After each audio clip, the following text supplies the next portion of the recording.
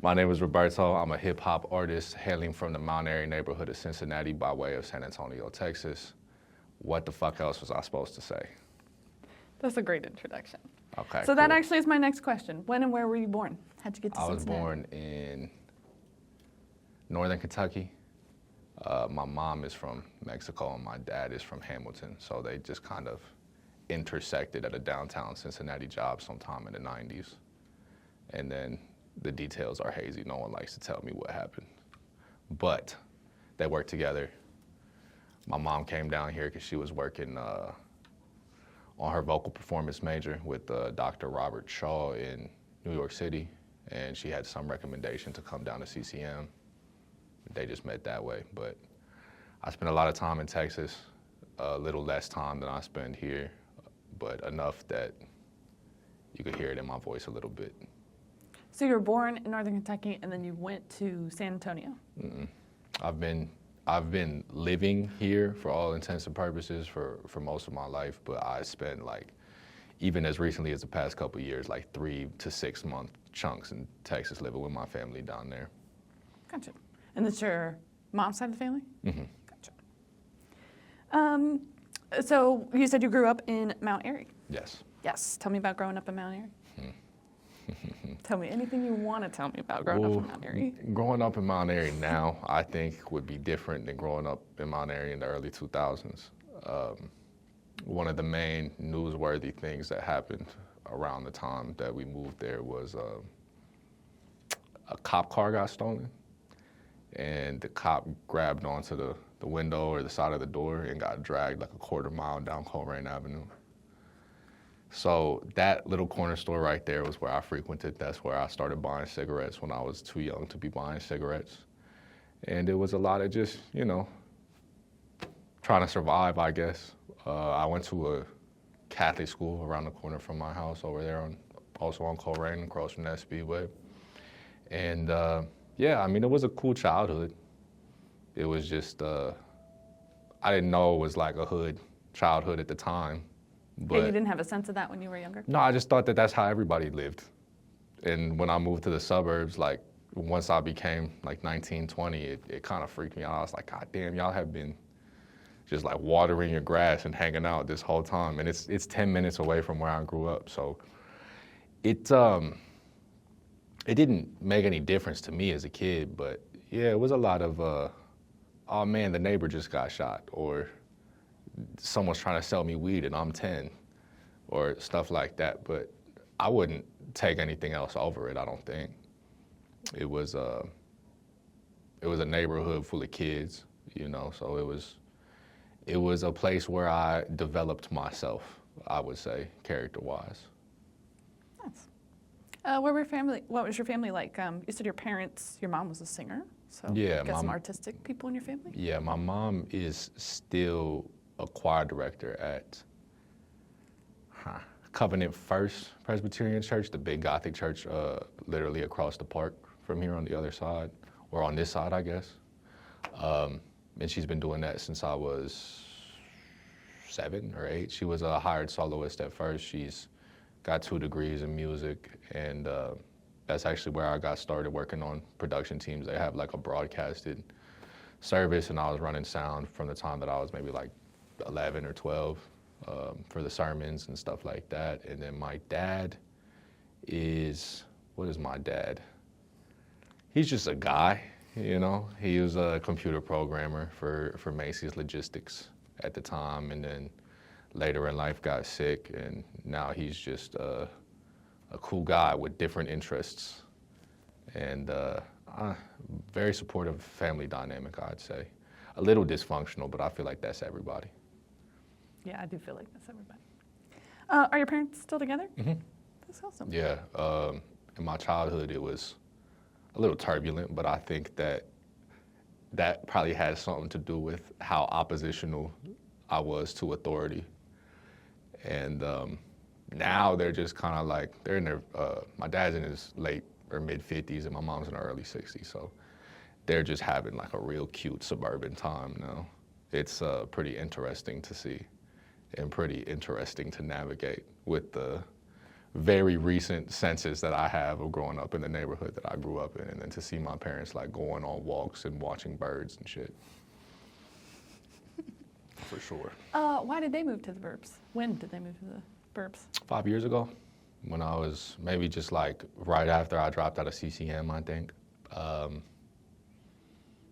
I think it was just time for them. I don't know, maybe that was their goal the whole time. They didn't really come from that great of situations. I didn't come from a perfect situation, but it's more like I'm from the hood and my parents are from the trenches. Like my dad's from some pretty rough neighborhoods in Hamilton and my mom the same in San Antonio. So I think that's probably what they were working toward the whole time, just to get in a position where they were able to help extended family, their kids, their parents as they got older and stuff like that. So they got a 2019 price on a suburban house, and now it probably looks pretty nice for them, yeah. Oh, good for them, right? Yeah. It is kind of funny to think like the goal is walks and bird watching when that feels so. I mean, now it Foreign. feels that way, but when I see folks like enjoying it, I'm like, man, that's probably fun. Like after a few years, like more in tune with that type of environment, it's easier to understand, but for a while, like a couple years, it was for sure like a culture shock. I can imagine, yeah. And just interesting to see them do. I was like, y'all were just okay. Like we're just gonna ignore them years, I guess. Shout out to Bluebirds or whatever. I don't know. But yeah, it's cool. I'm happy for them, for sure. Yeah, are you? Are you happy Yeah. for him? Good. Do you have siblings? Yeah, I have 2 sisters, but we don't have both of the same parents. They're my dad's kids. Nice. You said you went to a Catholic school. Where'd you go to high school? I went to a few Catholic schools. A few Catholic schools. Yeah, you seem Catholic to me. I'm not, but I'm just Mexican, so I have a rosary. But yeah, I got kicked out of a couple Catholic schools. Why'd you get kicked out of Catholic school? The same opposition to authority that I mentioned before. I one year had like 72 detentions or like 80 maybe. I used to get into fights with people whose parents I probably would get into arguments with now. Just people that I didn't align with and stuff like that. So it would, but for high school, I went to Walnut Hills. You went to Walnut Hills? Mm-hmm. Nice. What year did you graduate? I graduated 2017. Cool. Nice. What did you think of Walnut Hills? It was cool. It was cool. It's a real diverse environment. Definitely I hate different to than like. Catholic school. You said what? Definitely different than like a Catholic school upbringing, I yeah. would imagine, right? 'Cause Yeah, you can get pretty bullied for not being white at the Catholic schools in the west side of Cincinnati. So that I experienced pretty well. But as far as like Walnut Hills, it's no matter what you are, pretty much. Like there were very few kids that were outcasts entirely at that high school, just because there's kids from every neighborhood, every walk of life, and every line of interest. And when I was going there, they were starting to get like 2,500 kids at a time going to the school. So it was even more so like you could jump from friend group to friend group. You could be hanging out with the marching band and some football team kids at the same time. You could be in anime club and there's athletes in there. You could be like, there was a lot of cross sections. I think the most prominent instance that I noticed was I was in the drumline in high school. And when we would go to like competitions and stuff like that, we were a competition band, we would see like the Colerain High School band or other bands, and in our head, all of the people that we saw or talked to were like fully classified as like geeks, nerds, or whatever. And we had like a bunch of like hip hop producers, myself, like I was already rapping, and it was like an interesting place to be, because the shit that I thought was cool about us that made us not nerds or whatever would get us like labeled by, say like, I don't want to say the school, say like a school closer to Appalachia or something like that. They would kind of treat us weird and misnomer us as just like, or not misnomer, what I'm trying to say,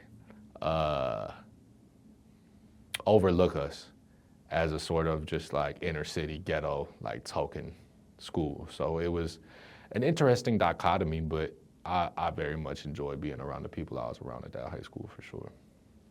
Nice. That's awesome. How'd you get interested in music? My mom. Yeah, I was playing piano for hymns at a pretty young age. She would write the letters to the keys on the piano keys in the living room and just kind of like tell me how to read music. And then at some point I just got it and I could do it on my own. But I didn't stay much on it when I was young. And then maybe like 4th grade at the Catholic school, they had school band start up. So I picked up like percussion and clarinet and stuff at the different school. I just kept switching instruments every time they kicked me out of a school.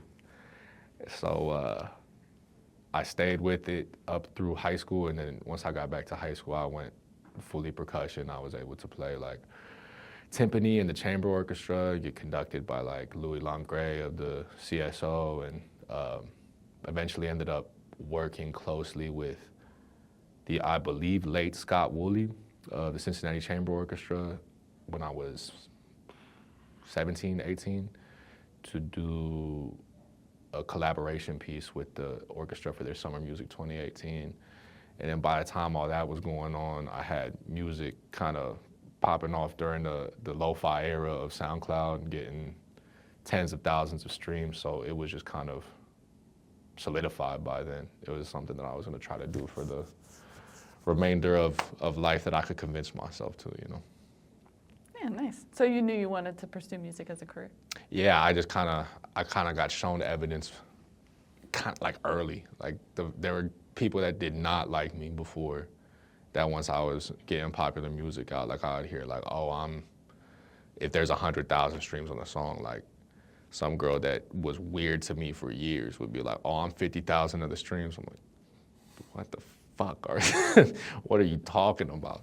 So once it was stuff like that, and then senior year, I ended up blackballed from the rest of the yearbook process because I had shown up like 11 times halfway through making the yearbook, just for the albums, for the superlatives, and for the whatever. Like, and it all I had to do with making music. So being in choir band and chamber orchestra at the same time, it was just kind of like, well, I'm failing at school, so this is probably what I'm gonna do, yeah. No, that's funny. Yeah, about the piano, you did essentially start with percussion and end on percussion. So my mom used to do that too, where she would write the letters on the keys. It's fun. Yeah, it's fun. It's fond memories for sure. Yeah. Are you tight with your parents now? You close? Yeah, I did not used to be. We we got into some fights. I think that, I don't know. I've been going to more doctors than usual because my health insurance is gonna lapse here in September. So I've just been trying to get it all out of the way now. But I was reading my medical paperwork the other day and I saw that it still says like something like overly oppositional behavior disorder or something on my medical papers, which I didn't know was a thing, nor did I know that it said it on my papers, but I was for sure more of a problem than most kids and most teenagers. So we had those problems. Like, you get kicked out of 3 schools and bring home conduct reports and are 3 hours after school in detention almost every day. The 2 people that are like working 8 hours a day trying to make life good for you are definitely going to have a problem with it. So we had our issues, and then I was living with them during quarantine. So it was either get along or don't live here. And plus, as I got older, I started to empathize with the entire story more so than what was in front of me, realizing where at that time I was leaving the neighborhood that I was from.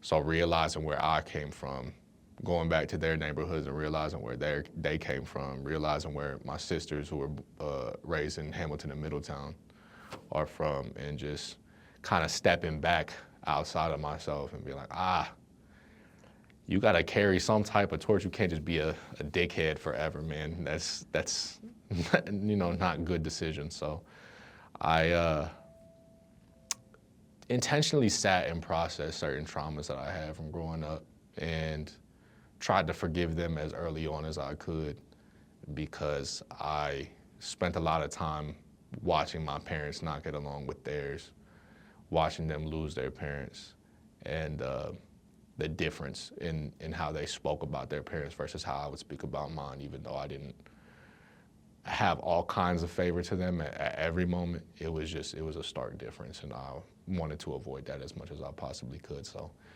we're doing way better now than when they were fucking probably losing their hair dealing with me, for sure. You know, that's like astute of you to recognize too, about, you know, kind of empathizing with your parents. It's hard to do, I think, when you're young, and then you get on the other side, you're like, oh. When you're a kid, I think it's like, no, you're the asshole, and then you start getting closer to having a full frontal lobe, but you're like, ah, damn, I'm an asshole. I relate to you though about, you know, being like, and you know, being angry at authority and them telling you things, especially in Catholic school, you know, and you're bullied, you're angry anyway, like you feel othered. Yeah. There's, I mean, just, who could blame you? There's like, I didn't really realize what it was at the time, but there's also a deep history of mixed indigenous kids in Catholic schools in North America. So the way that they were handling me was akin to like, in certain ways, like the boarding schools and shit like that.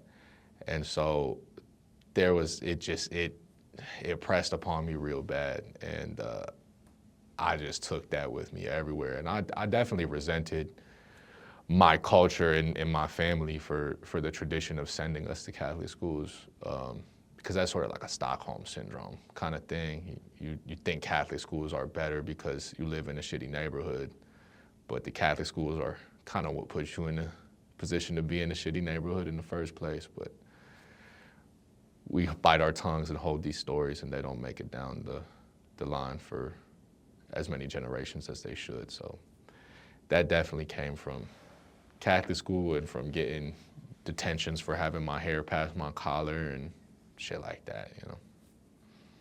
Yeah, that's really interesting too. Yeah, that's heavy. It's heavy to carry around. Especially as a kid. Not knowing what, there's something wrong here and I don't know what it is kind of vibe, yeah. Yeah, not really able to put your finger on it until later. It's like a baby crying, you know, because the baby can't explain what's wrong. It just knows what it feels. And so you just kind of lash out rather than have any ability to sit there and explain or express what you're feeling. So, yeah. Yeah, it's well put. Yeah. Well, I mean, if you want to talk about traumas all day long, I feel like we could do that. But no, I'll ask you about music and the release of art of some of that trauma, right? Yeah. So you said graduated Walnut Hills 2017. You were already working on music. You were already doing things like that. Yeah. Can you kind of walk me through your career and how, you know, what you've recorded, who you got involved with, who you met, how you got into the like Cincinnati spotlight? Yeah, I'm gonna do my best to do this part without disparaging any individuals by name. But when I was 17, I went to CCM after graduating, and that's a big deal, CCM. Yeah, it would have been if I had gone to literally any other major than I did. I went into the major that would be for the field that I'm working in right now, which is e-media. And you graduated e-media? Yeah. I'm sure you also know how frightening it can be to watch people that went through e-media be fucking 32 bagging groceries at Kroger. So they just weren't teaching me what I needed to be taught quickly enough for me to feel stimulated in an intellectual sense. I was already interning at Ultra Suede Studios with John Curley from the Afghan Wigs. And I mean, I'm setting up sessions for John Curley's bands and sitting there running 32 channel mixers and big rack gear and stuff like that. And I go to school and they're teaching me how to wrap microphone cables. So I was like mixing songs in class rather than paying attention. And at a certain point, even not liking my parents as much as I do now. I was just like, I can't spend nobody's money like this, whether it's mine or theirs. I couldn't spend a scholarship like this. They have a new major, or it was new at the time. Now it's doing pretty well. It's commercial music production. If I could have gotten in there, I feel I would have graduated college, but I didn't. So after the first year at CCM, I went ahead and dropped out. Got a job working for someone whose name I'm not gonna promote at a studio in Walnut Hills. And I just worked absolutely as hard as I could to make something happen. I would sleep there. I kept a pillow and bedding in there. It was a dirty ass warehouse building. And it had, I still remember the chunks of porcelain that were hanging off of the sink, big like shards that like I cut myself on a few times, just like doing the daily function or whatever, trying to brush my teeth in there and lean over or whatever the fuck it was. It was a dirty environment for sure, but I met a whole lot of the people that I work with to this day in there. I started working with Devin Burgess there. JB Lamage would be in there, Swooty Mac. We had Pink Sifu in there a few times. I ended up the engineer for some of the stuff that Lauren Elise was doing around that time. Who else? I absolutely love Devin Burgess, by the way. I went to high school with him. Did you? He and I went to a music program together, yeah. At D. Russell Lee? Yeah, actually, yeah. My dad graduated from there. Cool. Yeah. Oh, that's awesome. I didn't graduate from there, Oh, but I shit. went there. My dad did not graduate high school. I'm lying. That's the last high school he went to before he dropped out. But yeah, that's crazy. Devin Burgess was he was working as an engineer in that studio. He was like, I was somehow his boss, even though I think he's like 6 years older than me. So I was like 18 and he's 24, 25, and I'm his boss, but he's teaching me shit. But yeah, I mean, that's one of the strongest relationships I have to this day. I've gone on the road with him a lot. He's a real kind-hearted guy. I don't know if he's always been that way. I couldn't speak to that, but he seems like he has been. That's just like who he is. His mom's the same way, so. Nice to everybody, was always just like warm, gregarious, cool to everybody. Very, very truthful though. And that's not fake. Yeah, I've long tried to figure out why Devin and I both respond as aggressively to certain situations. People dub me an asshole and him blunt, but I think it's a good thing, and it's a good thing to look at because it's like you said, he's a very warm person, and I think that's what does it, because when he's there for you, he's really there for you, but when you're saying some bullshit, he lets you know. I love that guy. Let me leave that for his interview though. Lauren Elise, all that stuff I almost said the name, at the studio there. What years were you at that studio? At that studio, I was there from maybe like the top of 2018 to COVID. Like whenever COVID hit, I just got a text one day that was like, hey, the studio is closed until the end of March. And we never went back. I think I walked in there maybe one other time and had to literally like unbox the computer in order to get all my files off. But that was it for that. I fell out with that dude and it was less than favorable, I would say, how that story went. But once it did go unfavorably, I had connections already. I skipped something. Because I had went to the Music Resource Center in Evanston when I was going to Walnut Hills. And I had connections from there. That's where I knew John Curley from. That's why I was doing my internship already in the first year of CCM. So I just kind of texted a couple of the guys that had interned from CCM at MRC. And it was just, are there any studio jobs? I just need a place to work out of, whatever. And then I ended up working over at the monastery with Rich Hordinsky. And that was around the time that I stopped taking as much client work. I kind of treated that as a place that I was paying rent on to work on my own music. Yeah, I was just mixing records for people. I didn't really take on any client sessions from them. I rejected pretty much every client they tried to send my way. I didn't really want to record anymore. I just wanted to help my friends with their stuff and work on my own records. And then there's a gap in the musical journey around like late 2021 to late 22.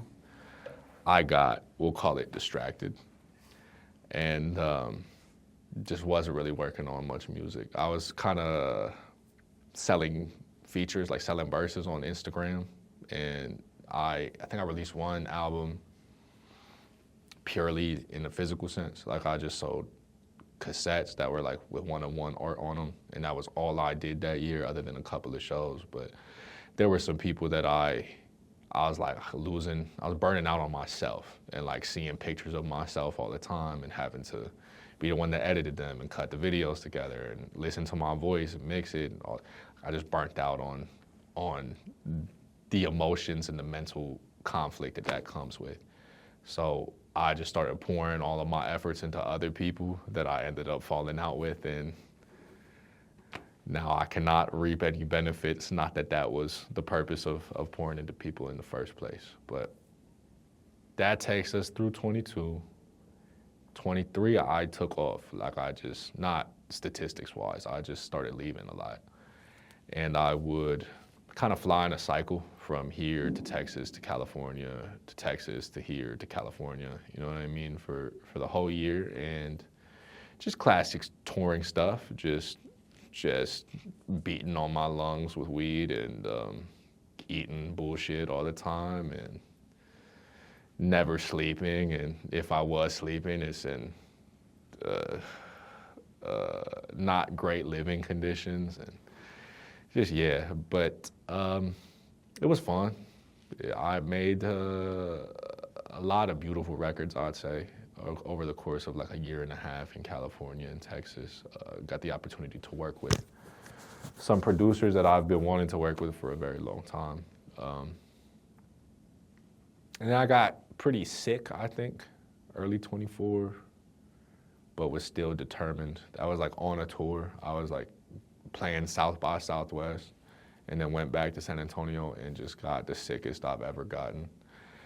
And some stuff hasn't recovered, but at the time, all that was important to me was like, I gotta get back to releasing music because it's been this long that I've been traveling and not really tending to Cincinnati.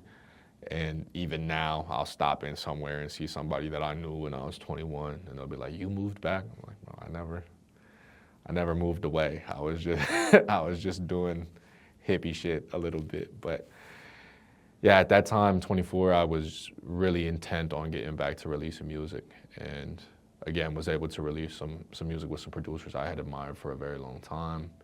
It was cool, great results, especially considering the circumstances, and then kind of the sickness has been on and off since then, and we're working on it now. I'm actually going to see Devin Burgess tomorrow because I've got some hearing issues now, and I gotta get them figured out. But Devin's gonna help me with the remaining tracks on the album, and we'll get it out. I think that's up to date. I might be forgetting chapters and shit, but I feel like that's a pretty condensed way to describe the past 7, 8 years. Yeah, no, it's hard to, encapsulate your life in like short phrases. Especially without going too far into the dark parts of it. Sure, yeah. Well, I'm sorry you've struggled with your health. That sucks. I'm sorry about it too, but it is what it is. I'm glad to be able to take all the time off and then wake up to something like The Staircase, this past summer. That I don't think that I've ever cried about an accomplishment, but that one was like, I was like in the middle of the sickness getting bad for the first time, and I just woke up and Siri had posted something. And the way that she talks, you know what I mean? She's like real good at making people emotional. So she said something like, "It's been a pleasure making history with y'all," or something. And I was just like, word, my eyes are sweating. This is crazy. So it's just cool. It's no matter how I feel about the back and forth struggle of what I'd like to be doing versus what I am doing or what I'm physically able to do at a point in time, it's valuable to me that there are reminders that what I've been doing all this time hasn't gone unnoticed. Shit like this and driving through Walnut Hills and seeing Jay Hill's crazy ass on a big ass wall on the Artworks building, and just, you know, nothing can be undone by circumstance, you know, so it's cool. No, that's very cool. Can you walk me real quick through your recorded music? Can you hit kind of the high points of albums, EPs, what got released when? I don't want to talk about the first two. That's okay. You don't have to. I'm going to. Maybe this is your interview. I know, but I can't just pretend like it didn't happen. I'm not famous or nothing, so I can't just delete it and pretend it didn't happen. But I started writing, I guess, when I was like 8 or 9. Never really like sat and recorded any music, but like I said, I went to the Music Resource Center, and if you don't know, I can't believe I'm saying their name. We did not get off on a good foot at the end, but everyone that I got off on a bad foot with doesn't work there anymore. And there's people that I got off on a good foot with that don't work there anymore too, that were working there at the time. I don't want to disparage them either. They're doing great now. They got cool things going on, and that is probably the last thing I'll say. But at maybe like 14, 15, I started going there, and I was there on and off until I was kind of old enough to defy what I was being told to do, and just started going to the studio all the time, skipping school, just showing up right at open. And I had been working on, I guess like I'll call it a mixtape now. At the time I was calling it an album. But I had been working on it for years. Just every summer was mainly the time that I got to be there all day, all the time. And they ended up booking me for this Q102, like the Jeff and Jen Christmas show at the Madison Theater. Opening for JoJo. Our coworker loves JoJo. She's like obsessed. That's so funny. It's silly. It's so silly. Yeah, she trolled us when we took our group picture with her.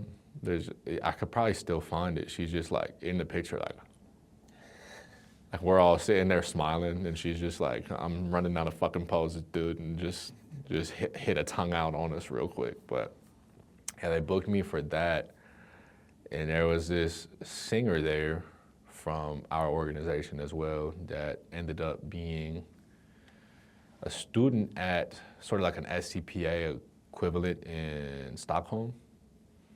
Just here, I guess I don't want to talk about her like too much because I don't know how private she wants to be. But I guess her people were working in medical and ended up being assigned like some research over here, so they moved the whole family. And I met her. I don't know what y'all know about accents. They're pretty seductive if you got you know what I mean, a white bread kind of voice in comparison. So just that happened, just the natural course of things happened, and me and that girl started making a lot of music, and that ended up being my first release, as much as I'd like to lie about it now. Does this girl have a name? You said what? Does this girl have a name? Not one that I'm going to say, Okay. But you can find it on the internet. Just the last couple times that she's gotten mentioned, she's kind of just, we're good, but she's just asked me just like, it's like a culture around promoting yourself and individualism in Scandinavian countries. So that's kind of the vibe I get off of interactions with her. But yeah, we made, I'll even tell you where to find her name. We made an EP called Winter Days. Not like, it's stupid, you'll find it. But it was produced by this guy out in Sweden who was pretty popular at the time, to the point where that's during that lo-fi boom in 2016. So I was telling people who I was working with, and they're like, what? And I was like, how the fuck do you know this Finnish producer? It was just, yeah, it was cool. It was cool momentum, and some larger rappers in the lo-fi era were showing love to it, and that was that. What year did Winter Days come out? 2016. 2016, gotcha. Yeah.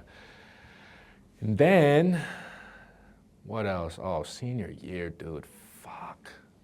So the next project I did after that was called Senior Year. That was like the aforementioned project I've been working on for a long time, like the mixtape album, whatever. I had a lot of producers that I admired from just around everywhere, lo-fi era, some musicians from here that now live in LA or Boston or wherever they ended up going to school. They did pretty well. I think it was just because promotion was way easier to access at the time because you could just go to an artist that had a very active following on SoundCloud, work with them, and then it would get reposted to their feed. Their following's active, and then the numbers just go crazy. So it went well. I don't think it's any of my best work at all. I wouldn't say perform any of those records today, nor do I want to answer like questions from people that enjoy them now, which I do still get. But yeah, I'm thankful for those two records. Senior Year was the record that got me blackballed from my yearbook at a certain point in time because it was just in there way too much. And up until what feels like pretty recently, I was still getting messages from 17, 18-year-olds that were seniors in my high school going like, I listen to this shit and I like really relate to it. And it's just cool that happened. But I have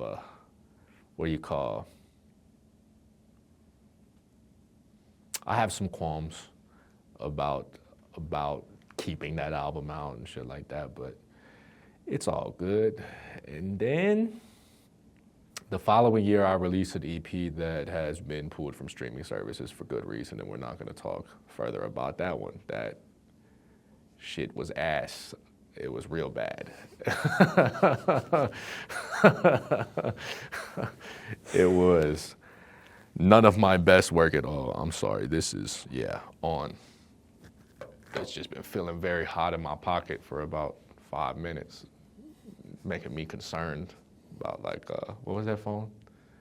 Oh yeah, the ones that blow up. Yeah, I got scared for a minute. But after the 2-pack of ass, as it were, that I released online, I started making more music with the producers that kind of were really encouraging to me around the time that I started before Winter Days, and when I started just kind of rapping over Jay Dilla beats and throwing them on SoundCloud and DMing them to everybody that I wanted to see what I was doing. I started working with those guys, whether it be as a production duo or whatever at the time, and was able to parlay those relationships into rapper-producer relationships. A guy named Risky Patterns, who produced the first 3 EPs that I came out with as what I would call an adult. The first one just being because we needed to go on tour. I was like, I really want to meet this guy. Let's go on a tour. I booked like a couple shows with So Far Dallas. And I realized that he was in South Texas, and I was like, if I go from Dallas to San Antonio to South Texas, that's a fucking tour, man. We should just do a tour. And so I hit him up. I met him in person for the first time. The day that I met him in person for the first time was the day I found out he was Mexican, so that was pretty crazy. I just getting ahead of myself. The first EP, I was working at that first studio that I would sleep in all the time, and I was maybe barely 19. I just stole a bunch of beats from his SoundCloud and hoped that he didn't get mad at me, which he didn't. And I locked myself in the studio pretty much. Well, it wasn't locked, but I just stayed there for like a week. And I had one of the interns just going to the store and to Popeyes. This was around the chicken sandwich.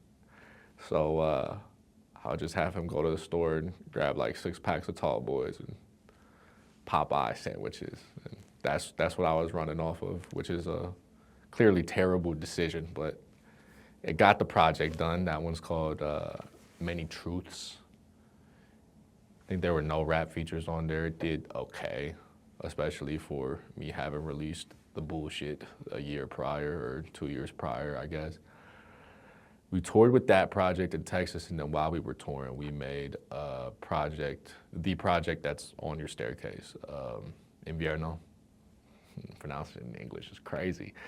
Yeah, it was just me waking up in Airbnbs with that dude across the room, and he's like working on a beat, and he was just using this this laptop that, I'm not gonna insult it, this laptop that did not have much RAM or processing power in general. And he was using an online music making software that after years of gaining expertise in the field, I still couldn't use. It was super roundabout, but I just wake up and he's making some sick shit. Oh fuck, I gotta do what I gotta do right now. And so all the songs on that record are named after a different place that we were at a point in time when whatever's going on in the song was happening.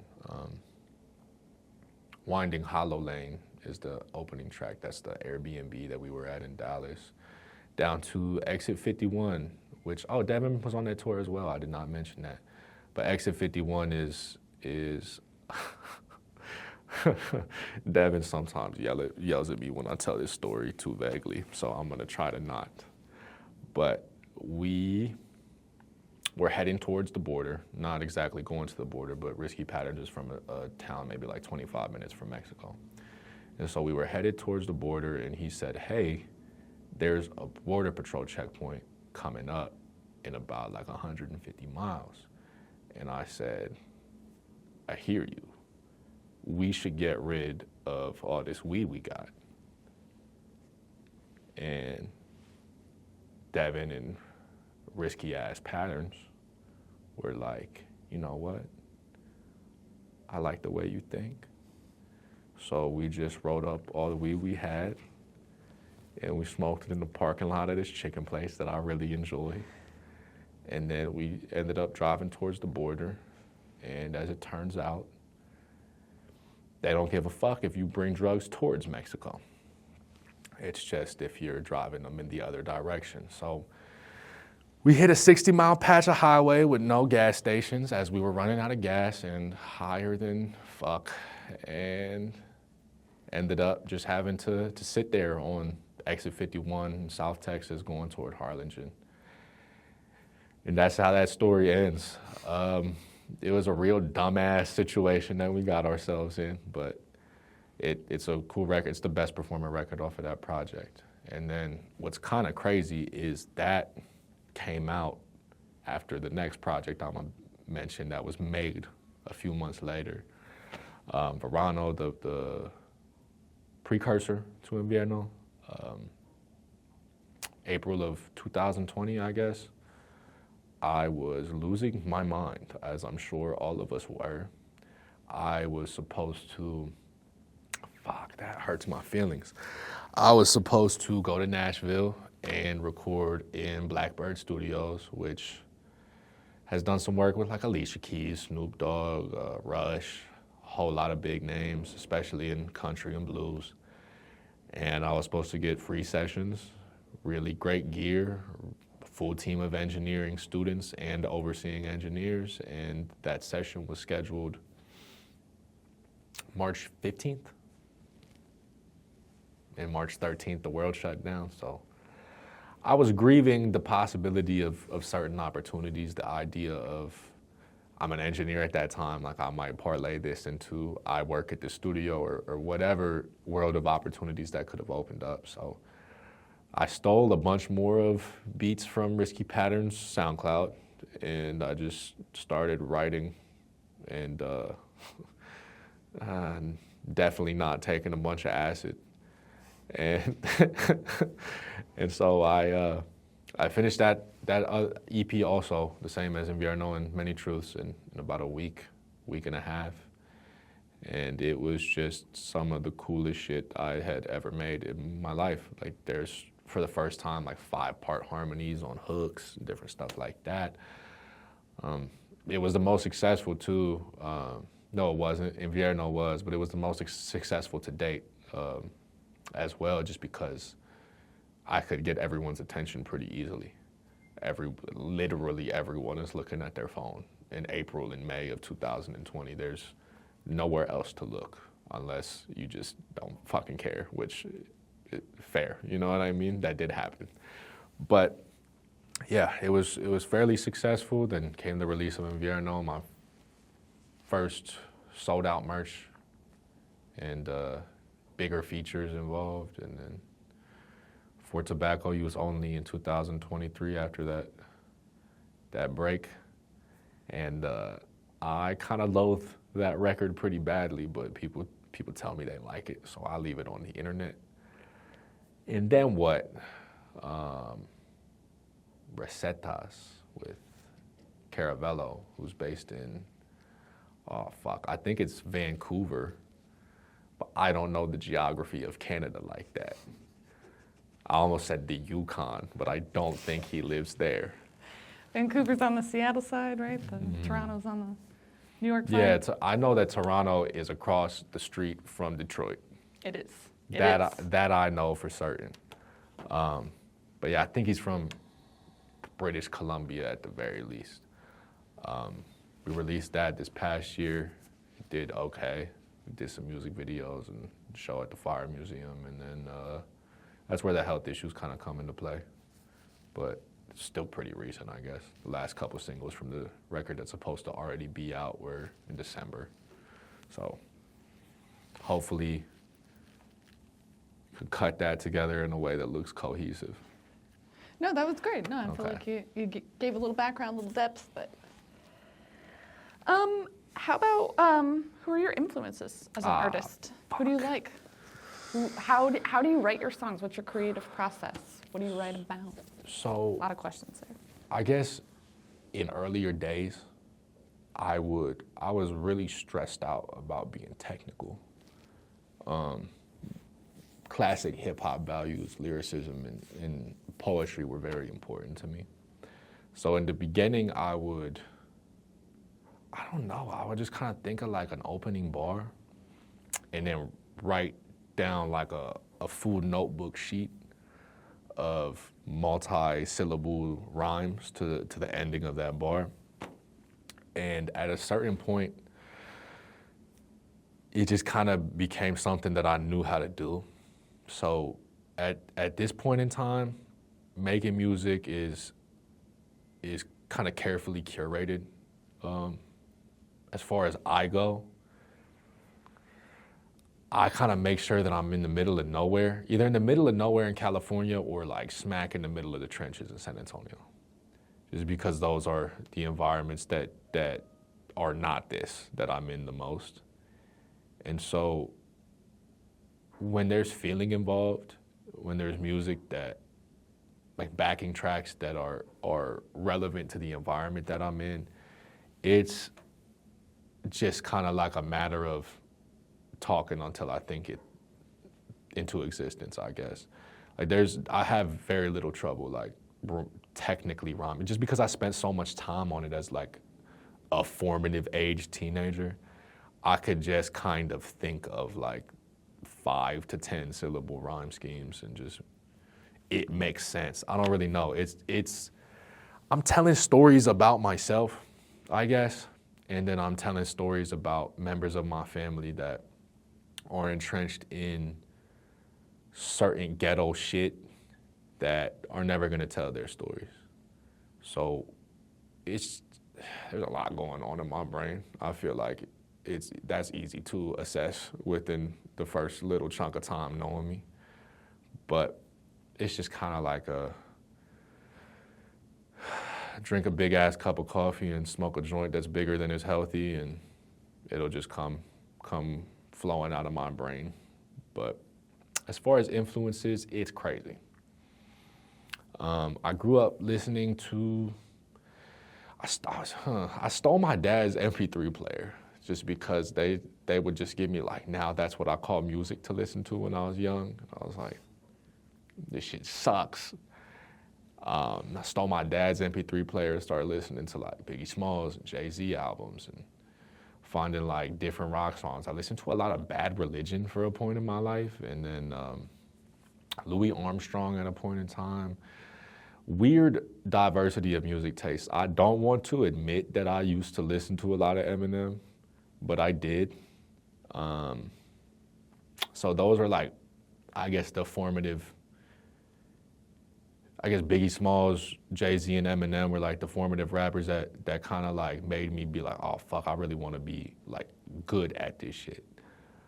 And then as I got older, it was more like reggae. Like I was born smack dab in the middle of 16-year-olds wearing fucking Rasta-colored bracelets and Bob Marley t-shirts and shit. So that definitely happened to me. I was walking around with a fucking red, yellow, and green backpack, dude, and a fucking like Hurley backpack at that, and like a fucking what was that skateboard brand?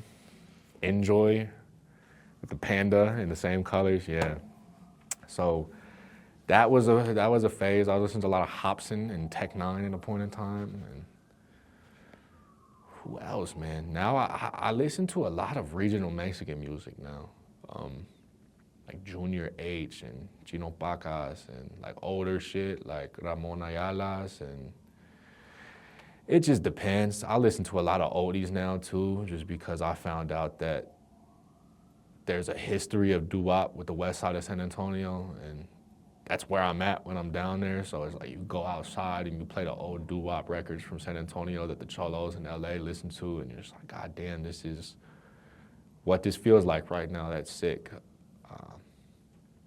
I try to get my influences from different places these days, but I do have to credit some of the artists that I was recording and working with when I was younger, just because if I wasn't listening to music, it was because I was working on it all the time. And if I'm not listening to music and I'm working on it all the time and that's what I'm hearing, I'm influenced by that just by default, because I'm learning their lyrics and their rhyme schemes, whether I'm trying to or not. So there's this guy, Tyrell John, who's from here, and he was living downtown at the time, coming down to work in the studio with me. And I don't know where he's at now. I think it's Atlanta or something like that, but he was just super sick and stupid with the rhymes. And so I would just learn all his lyrics, and I've definitely found myself taking a couple of his flows. I know back in the days, me and Devin used to kind of tell, especially like in 2020, me and Devin would be like, I'll be fucking mad every time you drop something, bro, because now I gotta drop something. And then, you know what I mean? So I took a lot of influence from him. My bandmate Jay Hill, for sure, is the first person that made me want to rap. And that was before I knew him. I got super cool with his little brother. And his little brother was like, at the time, they're cousins, but they're brothers, you know what I mean? And he was like, my cousin raps and whatever, and he played me the shit. He had a song about Vyvanse. And I was on a equal dose of Vyvanse for the same reasons as he was, and he just iterated it pretty well, and he did it on some like, fuck, I don't want to misnomer it, because he's gonna rant to me about the music history if I do. But it's this Japanese synth-based group. So he wrote the song to like the synth-based record, and like just freaked it a certain way where he was doing like the "It Wasn't Me" in the chorus from the Shaggy song, and then like it was super like purely ADHD. And so when I heard that record at like 13, 14, I was like, oh, I want to meet that dude and do a song with him and whatever. And he's fucking 19, and here comes this 14-year-old like, hey, like, I want to make songs with you like you. And then it went to where it went to, obviously, but I gotta credit him, I gotta credit Devin, I gotta credit Grandace, fucking Jones. This dude Paris, he's from here. He's like just the most R&B dude that I've ever met in my life. And his producer was pretty R&B at the time, just like little tiny gold earrings and like, like just super smooth dudes, you know what I mean? And so I'm making these records where I'm singing, at least for the backgrounds, and I can see them through the window of my studio because his producer was one of my engineers at the studio as well. So writing these records, I'm knowing that they're gonna be there. And when they make records with each other, they're like, damn, you went crazy, like, whatever. And so when I come out of the booth and I'm not getting that response from them, the next time I'm like, how the fuck can I make him tell me I'm going crazy right now? And so it definitely shaped certain aspects of my songwriting and stuff like that. Now there are songs where I'm just singing and there's vocal stacks and shit like that, and that's definitely from them. There's more people, but I don't know. Mainstream influences like Earl Sweatshirt, Isaiah Rashad, Freddie Gibbs. Damn, there's more. I don't know. I stopped listening to so much music when I started working on so much. So I feel like it's more my friends than anything else. How'd you get mixed up? Can you kind of tell me about Patterns of Chaos and, you know, kind of your journey with that? And Jay and... This camera? Fuck Patterns of Chaos. No. So it's their fault that I'm here, I guess. The story about Jay is a story about Jay. Jay and I definitely have the closest relationship.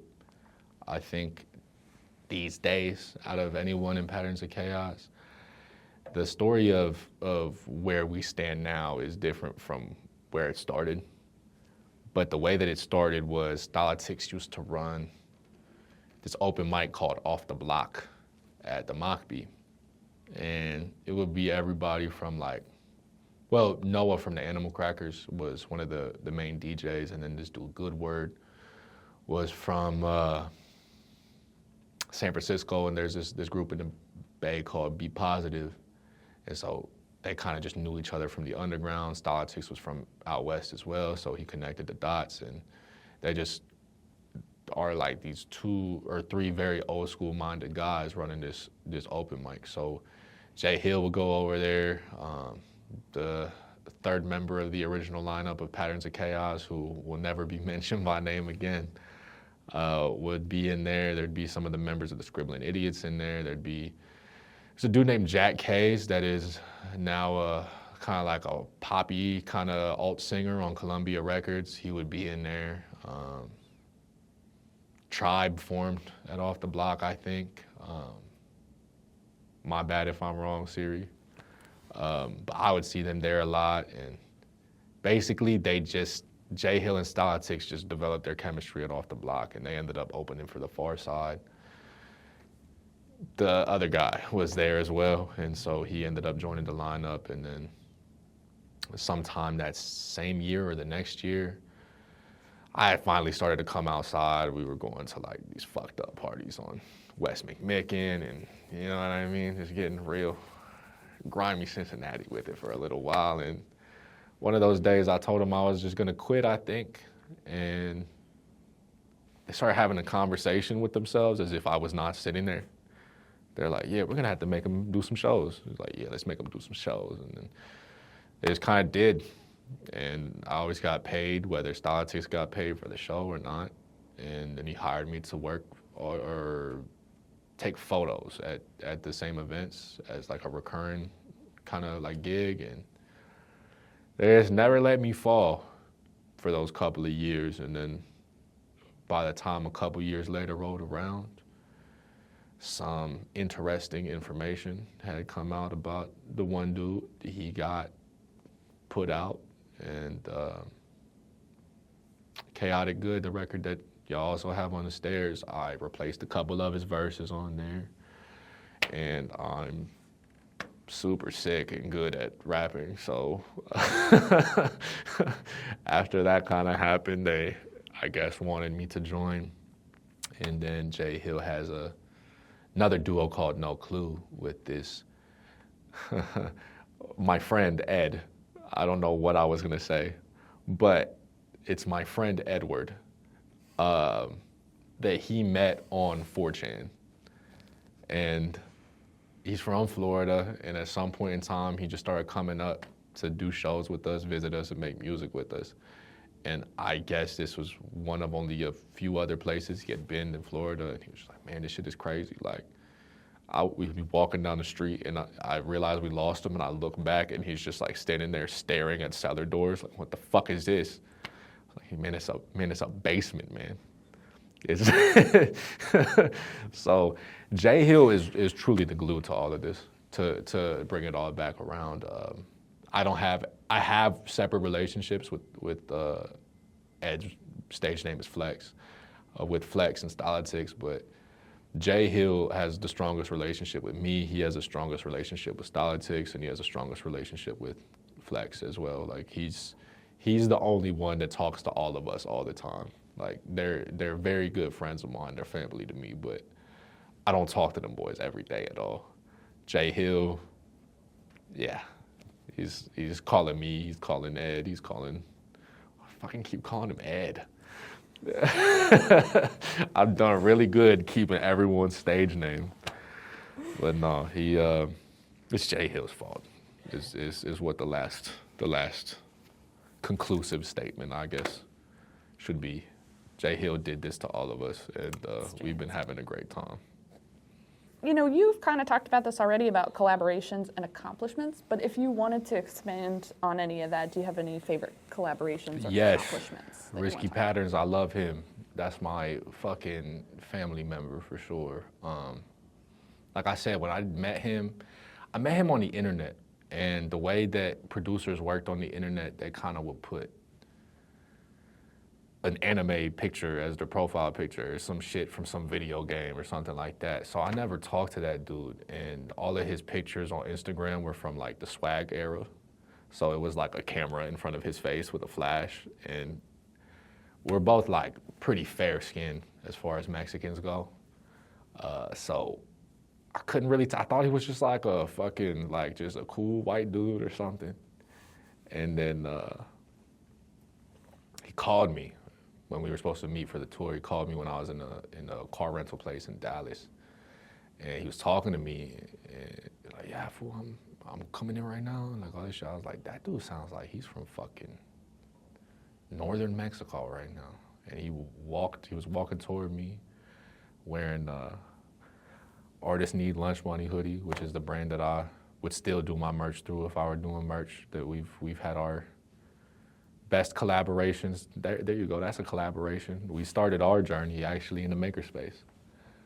When I was 16, we met in there with our first collective and some artists that, as far as I know, aren't doing much now, but two of us have stayed connected. And he was wearing that hoodie, and he was walking toward me, and I was like, oh, fuck, that's fully a Mexican. And after that, we were just real cool because I guess he had some upbringing in Ohio as well. He has some family here. I have some family there. I have like a good amount of just crazy ass family that lives in northern Mexico and in the deep south of Texas. So we found relatability in that. My favorite collaborator to date, and the first person that gave me any type of real constructive criticism online, sold me my first 2 beats for like $15 a piece because I told him I was broke as fuck. I was like, I'm 15 and I'm fucking broke. Can I have some beats? And he didn't really tell me his age, but he was like, I'll look out for you, bro, whatever. Come to find out he was 16 or whatever the fuck at the same time. So let me get some of the profanity out of my voice. Just the superfluous profanities. But yeah. To conclude that one, that's for sure my favorite collaborator. It's got Low Tech. We haven't released anything, but in 2020, well, his name's not Low Tech anymore. His name is Zach. That's what his fucking name is, but he goes by Thank You now. And we met online during the quarantine, and we built some real crazy shit just by way of Zoom calls and his network of producers and the network I got connected to in the West Coast and in Ohio just because of him. We would have like 20, 30 producers in different places in the world, like some from South Africa, Australia, Russia, and across the United States and Canada, just all in one call at the same time, trading drums and melodies. And I don't think much of any of the music that we made during those calls got released, but we built a collective from that, started doing Zoom shows in a format that I think I get credited with developing a lot, but I stole it from a show that I saw Jay Hill do. And we ended up in California with them boys, and that's who I go out to California to see, The collective is no more. That shit fell off pretty quickly. But I went to go see, I don't want to call him Thank You. That's a stupid fucking name. And I tell him that. So that's nothing that needs to get edited. I've said that to his face several times. The same thing with Risky Patterns. His name used to be Matador. That shit is sick. So that's why I put the ass in the Risky Ass Patterns, because I think that name is ridiculous. But I went to go see Thank You, as it were. It's a couple months ago, maybe mid-December of the past year. He stays in Arizona now. And T-Dot was one of our members. That's who I stay with in California. And one of our other members, Black God, lives in the same house with him. The other two, Travis lives in the same area, and this guy Taki lives in Watts in LA. And I try to stay in contact with them as much as I can. Most of us have done work on some amount of the other's projects and continue to do so. A lot of those guys from that era have fallen off, but a lot of them still show love and are still here. And there's the entire collectives on the West and out here that could only be credited with, with the culmination of, could only be credited to what we did in 2020. Who else? Caravello, that fucking guy, dude. That's my favorite collaboration that doesn't make any sense. Cause when I was like 19, 20, he was just like a 35-year-old white guy in Vancouver. And he just showed us a whole bunch of love because we were the new generation of what was going on. And he was just like, the fire that y'all have within yourselves for the craft is something I admire, something that I encourage, whatever. He sent me like a care package with like the cover art printed from his projects and shit when he found out that I was into what he was doing, and pretty much just gave me free reign to work with what I wanted to off of his projects and shit like that. It's relationships like that that are the full reason that I'm here today. I like working with Swooty Mac. I fucking love that dude. He's a real weird kind of guy. I enjoy it. Jay Hill, obviously. I don't work with the producers from PLC a lot outside of PLC, but I like working with them when I do. There's this girl, Cake, that's the next project that I'm working on. Her name is not Cake, her name is Kiki. Her old stage name is Cake, and now it's fucking Lula Moon, I think. Like the My Little Pony character, I believe. She's super sick. She's like, I think barely like 19 or 20. And she's made a whole bunch of noise as a rapper producer in the underground scene. And so when she told me that she liked my shit, I was like, man, what? You're crazy. Send me some beats right now. And yeah, working with her is pretty sick. Fucking this dude Flo Bama. Damn, Flo Bama's crazy. Oh shit. He no, he's super sick. He does live performances with two SP404s, and he'll be doing melodies on one hand and drums on the other, like finger drumming, like full instrumentals with transitions live. And we've been working on an album on and off. I love working with Devin, but we don't work together a lot. JB Lamage, we've done really well on wax together, I think. My cousin Kyrie, we do well together, I think. I collaborated with a lot of people over the years, but not a lot of it has gone to the end of the release process, I guess. I'm trying to think, man. Who else? Jody. Grandes. Yeah. He works here at the library. Here? Not at this one, at the Norwood branch. Yeah, that's what I was gonna say, yeah. He love loves Grandes. the library. He truly does just love the fuck out of the library. So I love that dude. He's so goofy and kind and supportive, you know. Him and I guess I'll call it there. I don't know. There's more people I've worked with. A lot of them I don't have a great relationship with now. But, yeah. That's kind of in the same vein as the next question I was going to ask you, which is sort of the opposite. And you've talked a little bit about it, but you can go into as much or as little depth as you want. I was going to ask you maybe about some of your hardest moments or some things you might do differently in your career. And again, up to you how you want to address this. Some of the hardest moments of my career. I guess I'm going through some of them this past year. The health issues I've been having have hearing tests most recently find 10 decibel difference at certain frequencies in my left ear. And I've been training as an audio engineer for the majority of my adult life and some of the later years of my life as a teenager. And so to not be able to fucking hear, you know what I mean, or hear properly, has definitely put a damper on the progress. I, myself, dampened my progress by what I call it earlier, getting distracted. In 21 and 22. What does that mean? It means I got into a relationship. I knew it.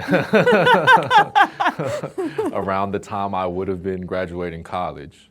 So the album that's on the stairs is, I kind of like, in my mind, I try to remind myself that would have been like my capstone. You know what I mean? And then I think it's very natural to fuck around for like a couple years and fuck up after college. So that's kind of what happened. And then once I was over those couple of years, I was ready to get back to it, but by the time I was ready, I was already having health issues. So I would say those moments, the sitting there trying to mix and not really being able to hear, or sitting there and as a person who's mostly self-reliant, especially as far as my art goes, having to ask for help, having to ask for second ears on my shit, and having to humble myself. Because when you're really good at something, if I do say so myself, it's pretty easy to get cocky and act like you'll never be the person that is taking a lot of time to get something done. And coming to terms with the fact that that was a position that I'm in and that I couldn't really do anything to fix it immediately and still really can't, that's definitely been a mental battle. Definitely some mental, emotional stress that has come from that, to say the least. So there's that. And then just the first studio job I had,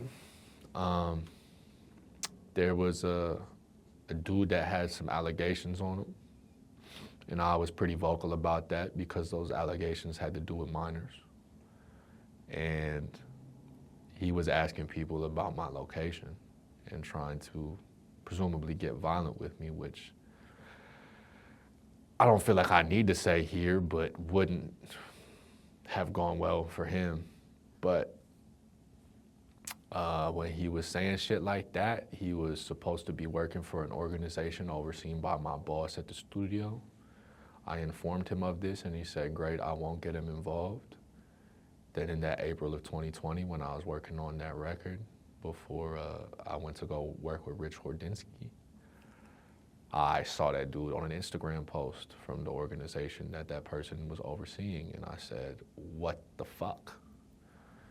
Do you want to fight, or what's going on, man? And he said to me, a month before vaccines came out for any age group, this is an in-person conversation. So rather than telling him to kill himself, I cut off contact and went to a different studio. But I had poured a lot of my early efforts into that job, into the projects that came out of that space. Like I said, I was sleeping in there. And I needed to for my own situation that I was in, but a certain amount of it was to build the business. So that was pretty fucked up. The relationship, I think I covered.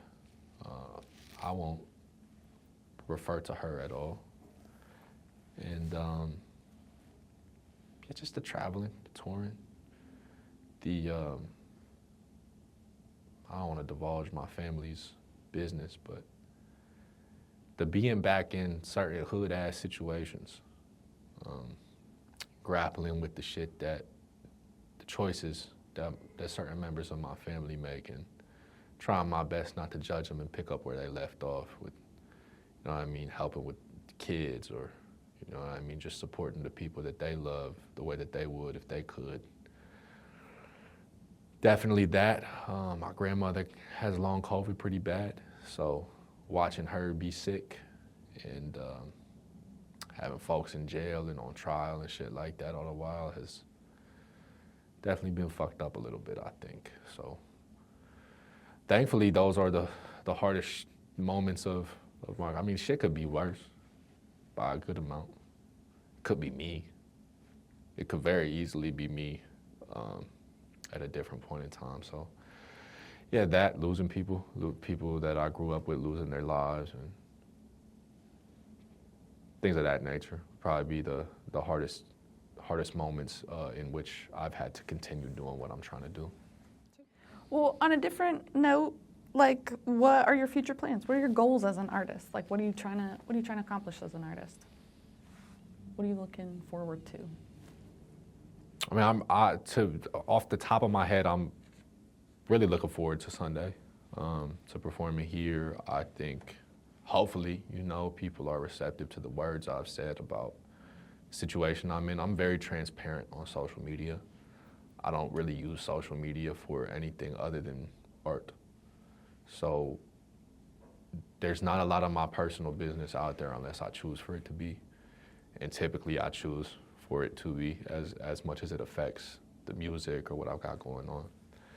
So I'm hoping that people are receptive and they show up, and there's a whole bunch of people that I love and haven't seen maybe that much over the past few years since our lives have parted ways, and that it gets to be a real cool time. Yeah, I got fucking bought a jersey from my one friend that ended up playing for the Browns. I'm gonna wear that shit. He's from here. And yeah, I'm just looking forward to that and looking forward to just performing again. I've held off on performances for the most part for the past few months, other than like, I performed in a dispensary in San Antonio early January. And so there's that. I'm really looking forward to building upon the relationships I have with the underground scenes in San Antonio, Austin, and Los Angeles. Those creators have been very supportive and very loving to me. I don't know. I couldn't say that I'm looking for crazy success out of this. I have made more money than anyone ever led me to believe that I could off of music.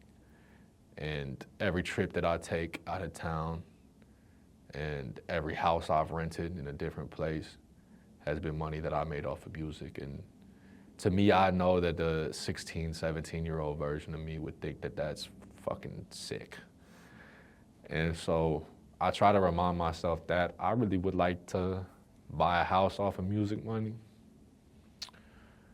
I would just, you know what I mean? I'd like to get everyone that likes my shit in one place to where I could reach them all at once. And I think once I could do that, then this shit would be very sustainable. So I'm looking toward the near future. By the time I'm 30, I'd like to not have to worry about much of what I'm worried about now. And if I could support some of my family with the money, then that's even better. But my last kind of oral history-oriented questions, I would love if you could comment on the Cincinnati music scene. Like, where do you think it's going? What are your thoughts and feelings about it? Where do you see yourself in it? We're getting political. Uh-oh, buckle up.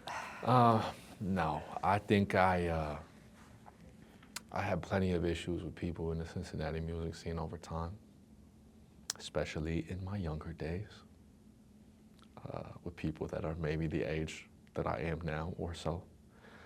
So I was punching up for sure. But I think that the infrastructure and the recognition of the Cincinnati music scene is in a better place than it's been for a lot of the time in history. We're out here at the fucking drinkery in 2018, just screaming on stages, 15 people on the lineup. We're making $10 a person from doing the show. So to go from that to being able to regularly tell people that I need a triple-digit number to show up for 30 minutes is definitely different. When I was first coming up, you could not get Cincinnati to pay any money at a door for a concert. I think that some of the shows I threw in 2022 were some of the first ones where people were paying covers, and covers of like $15, $20 to see people that they saw for free all this time. That's been a cool development. Just some of our hitters too are just fucking doing it, man. Like the growth of Devin Burgess is very cool to see. Seeing Airy on the United Way board and involvement with the music festival and all that shit is something that we could never foresee, I don't think. Maybe she did. Seeing Aziza in LA, seeing Jessie Jumanji also at the Black Seeds doing her thing. Rubbing elbows is the phrase, maybe. Rubbing elbows with some really big names in her own right and working on big projects. And then on the other side, just seeing people not being so much of crabs in a bucket. People like Grandace that are just happy to be here, you know, really happy to be making their music and to be connecting with people one at a time. I think is very valuable. I don't think that's something we had a lot of in the earlier days. I'd say that we're maybe a little more disconnected than we used to be, especially the class of, you know what I mean, pre-quarantine Cincinnati music scene. But it's really cool to see the folks that are still here and how the relationships have evolved and developed into different things. The guys, my bosses at Radio Artifact, were the ones running DeVita House back in the days. And so knowing that Devin was performing at DeVita House, Mr. Phil's, certain bands and artists that we've had over and over again at Radio Artifact, knowing that they have history with these guys that's almost 10 years ago now, is and predates my time in the music scene. Is super cool. Like Fritz, being here with Fritz and him being the one that talked to me about doing this is pretty cool. Like just shit like that, like those of us that have or haven't had a certain level of success that we were aiming for aren't kind of letting up in whatever way that is, whether or not it's what we initially imagined ourselves doing, we're working on this shit in some capacity and our missions intertwine. There are plenty of flaws with what I see in the Cincinnati music scene right now. Like I said, we're less united than we used to be. I think that a unified struggle does a lot for community in a roundabout sense. But the fact that we're not struggling is not something that I feel like I can complain about. Yeah, that's it. There's negative things I could say for sure, but I think that those are personal. And there's a lot of great things going on, a lot of good work being done in this scene, for sure. Nice. That was a media trained ass. That answer. was diplomatic. You're like a politician. Yeah.